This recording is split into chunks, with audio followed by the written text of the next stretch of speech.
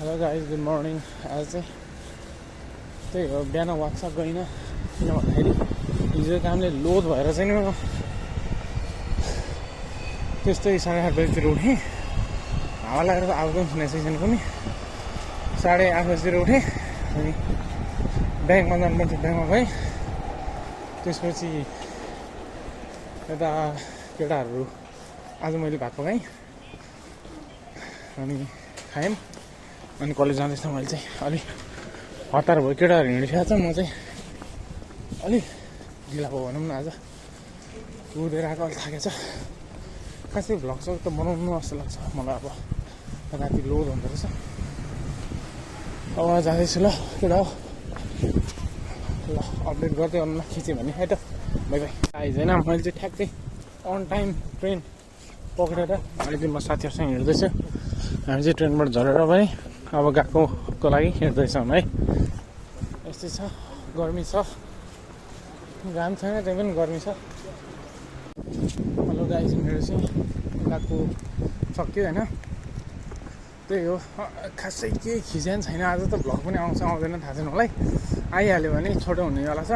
अनि हिजो चाहिँ म यही बेला यसरी नै हिँडिरहेको थिएँ अनि भोक लागिरहेको थियो। अनि त्यो बेला मैले के सोचेको थिएँ भन्दाखेरि त्यहीँनिर ब्रेक टाइम हुन्छ, त्यहीँ त्यहाँ रेस्टुरेन्ट त हो मेरो त, त्यो बर्गर पाउने। त्यही बेला ब्रेक टाइम हुन्छ, त्यहीँको किनौँला खाउँला भनेर चाहिँ त्यहाँ ब्रेकै दिएन। अनि आज त्यही भएर हाम्रो मनमा वाइ वाइ अगाडि अब चाहिँ म काममा जान्छु है। खिच्नु पनि सक्छु नखिच्नु पनि सक्छु, यो भिडियो आउनु पनि सक्छ नआउनु पनि सक्छ। Bye bye. ल है गाइस, मेरो आजको काम पनि सकिसकेको छ। आज चाहिँ बर्गर सर्गर पनि यसो बनाउन सिकाएँ होइन। अनि ब्रेडै कुरो त 6-7 थरीको हुँदो रहेछ। त्यो डल्लो क्या, त्यो बन तल माथि राख्नु बन। अनि त ऊ भनेको बर्गरमा ऊ नै राख्नु पऱ्यो क्या, ब्रेड पनि। ऊ भनेको बर्गरमा गु राख्नु भएन क्या, त्यस्तो छ। अनि कुन बर्गरमा कुन ब्रेड हाल्ने नै कन्फ्युज क्या, कन्फ्युज भनेको।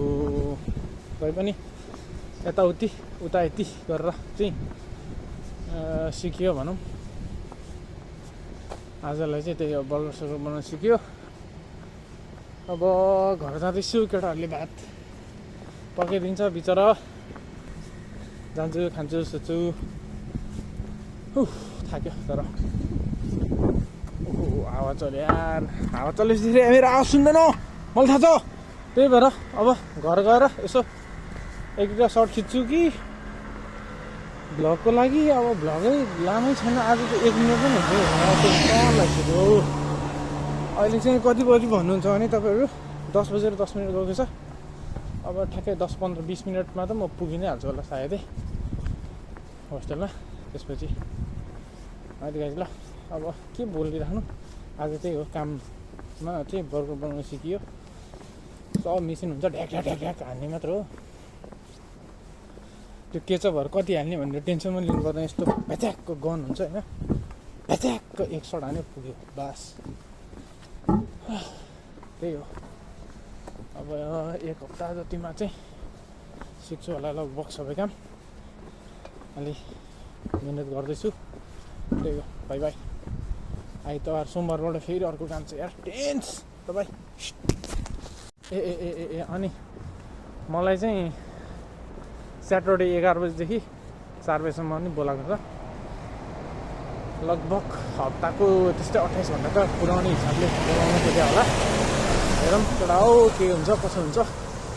काम गर्ने हो, पैसा कमाउने हो, त्यही हो।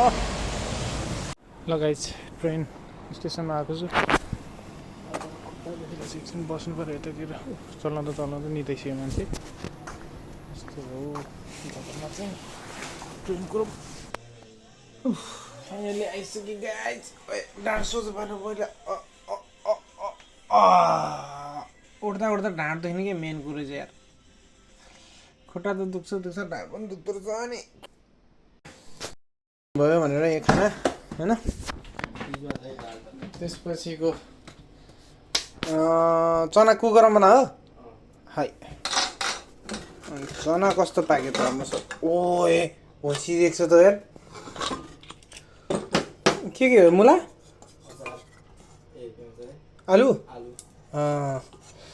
आलु र चना छ तर कुकरमा पकाउँदा नि गल्दैन नि अलिक धेरै सिटी लाउनुपर्छ नि ए मिठो पैसे तर नुन चाहिँ मैले अलिकति कम माने होइन तर ठिकै छ अनि दाले तडी छ ठिकै छ अब एकजना साथी आओस् अनि त्यसपछि तिनजनासँगै ल्याम्पमा हाल्नुपर्छ जस्तो थाकेर आए पनि फेरि म चाहिँ यस्तो ल्याम्पमा भन्ने बेला चाहिँ फुल इनर्जी सर्ट भन्नु मन लाग्छ क्या जस्तै थाकेर आए पनि ल्याम्पमा भन्ने बेला चाहिँ छुट्टै कहाँबाट इनर्जी निस्किन्छ क्या मेरो चाहिँ त्यही भएर ल्याम्पमा अहिलेखेरि उताको मान्छेहरूले कराउँला सुतिसक्यो होला लगाइ अब एकजनालाई कुरौँ त्यसपछि ल गाइज म चाहिँ यहाँ यसो खानासाना खाएँ होइन खानासाना खाएँ अनि यहाँ अब यसो फ्यामिलीसँग बोल्दैछु है हाम्रो दिदी यता हुनुहुन्छ छ्यामा यता हुनुहुन्छ कविता यता हुनुहुन्छ सुजन तामाङ ल गुड नाइट ल एकछिन बोल्छु अनि सुत्छु ल गुड नाइट